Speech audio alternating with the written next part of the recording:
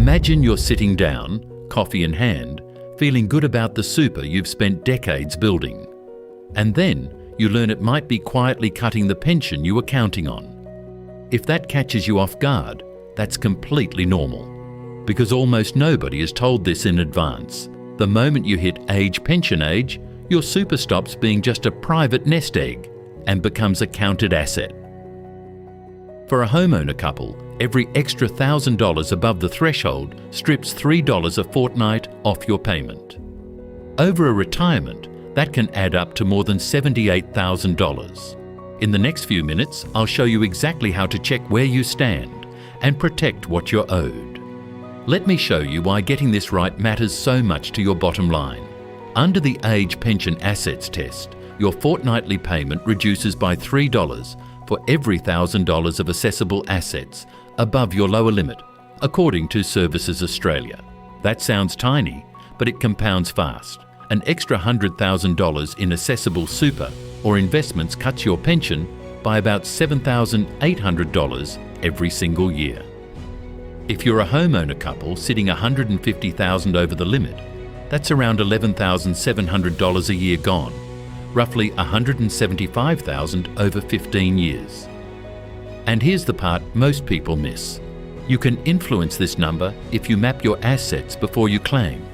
Let me show you how.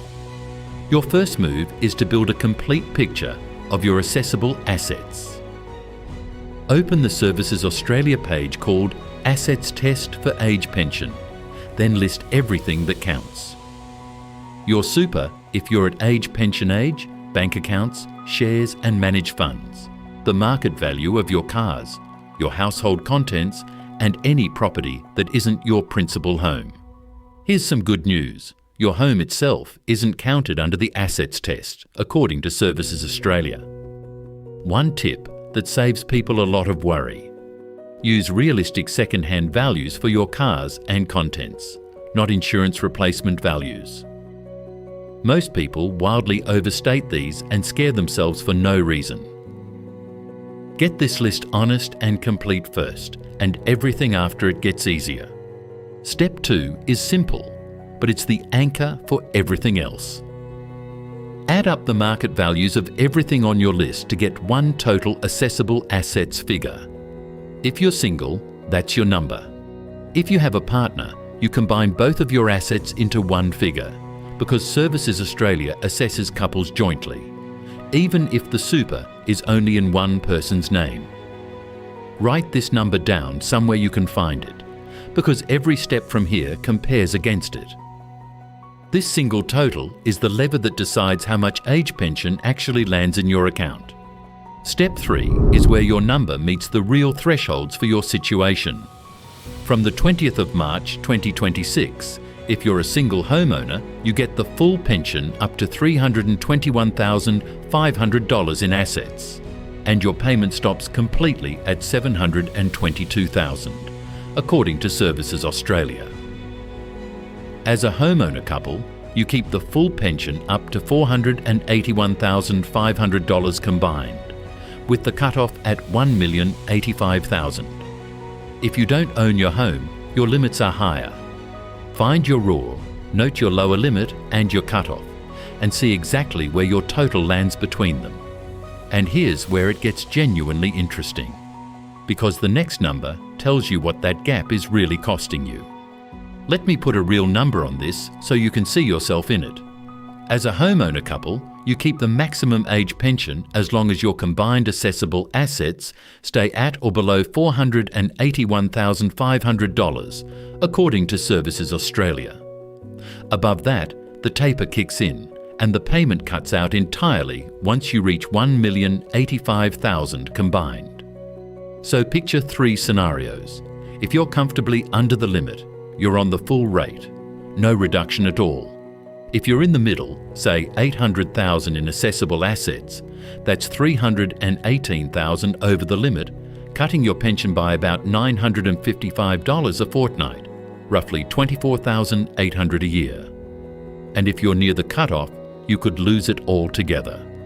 Knowing your distance from that limit is everything. Step 4 turns the rule into your own personal number. Take your total assessable assets, subtract your lower limit, divide the result by 1,000, then multiply by 3. That's your fortnightly pension reduction, based on the Services Australia taper rate. Let me walk one through with you. Say you're a homeowner couple with $631,500. That's $150,000 over the limit. Divide by 1,000, multiply by 3, and you get $450 a fortnight, or about $11,700 a year. Doing this calculation yourself takes about 2 minutes, and it tells you precisely what each dollar of extra assets is costing you. Now here's the timing quirk that most couples never take advantage of. Step 5 is about timing, and it's where couples can genuinely win. While you're under pension age, your super in accumulation phase isn't counted in the assets or income tests at all, according to Services Australia. So if one of you is younger, that partner's super acts as a temporary shelter until they reach pension age. Take a couple like Bruce, 66, and Lisa, 61, with $200,000 in her super. When Bruce applies, Lisa's super is ignored, so their assessable total is lower and their pension is higher. Once Lisa qualifies, her super counts too, costing them roughly $15,600 more a year. If this is your situation, mark the count in year for each of you because it changes when your pension steps down. Step 6 is the optimization move, and I want to be upfront with you about it.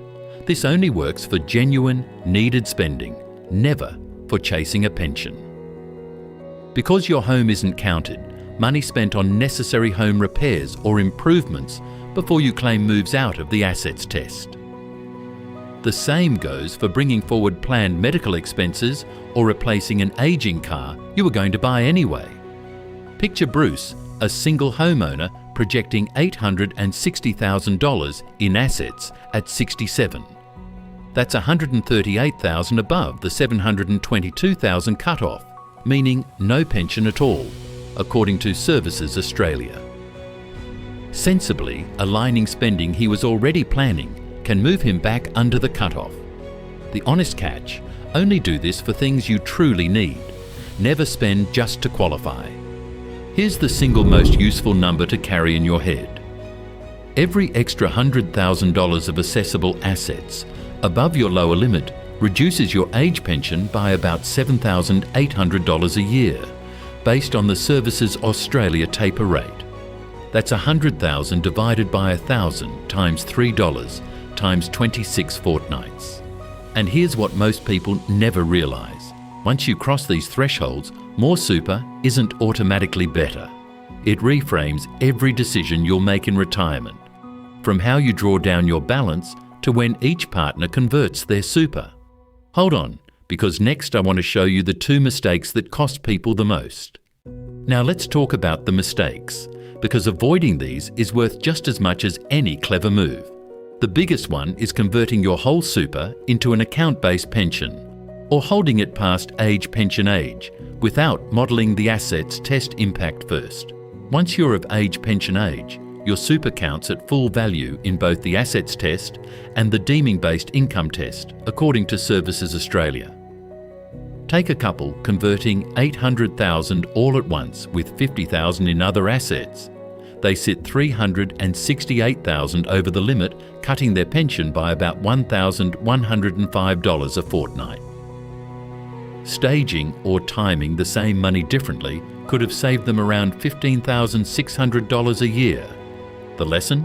Model it before you switch. The second mistake is assuming the age pension will simply top up whatever your super doesn't cover. It won't.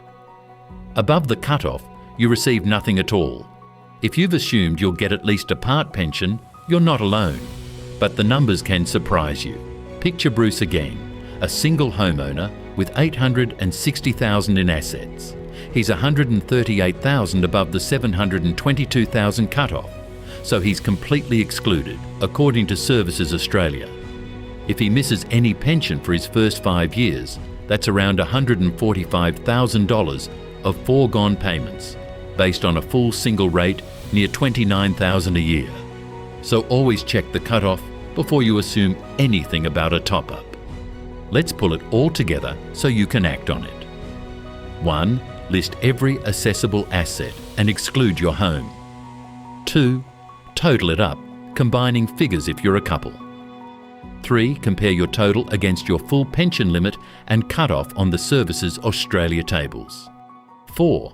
Calculate your taper hit at $3 per thousand over the lower limit. 5. Map the year each partner's super starts counting and use the younger partner's shelter if you have one. 6. Align any genuine, needed spending into non-assessable areas before you claim. That's 6 steps, about 30 minutes of your time, and you'll know exactly where you stand and what you can do about it. If you've made it this far, you now understand the assets test better than most people ever will, and that puts you in a genuinely stronger position. Your one action this week is simple. Run your own numbers against the Services Australia tables before you make any big super decisions. You may well find thousands of dollars of pension you didn't know you were leaving on the table. If you want to go deeper, the next thing to understand is the deeming rules and the income test, which work alongside the assets test to decide your final payment. That's exactly what we cover next. Just remember, this video contains general financial information only and is not financial advice. Superannuation rules and thresholds change regularly, so always check with a licensed financial advisor or the ATO before making decisions. I'm Alex. I'll see you there.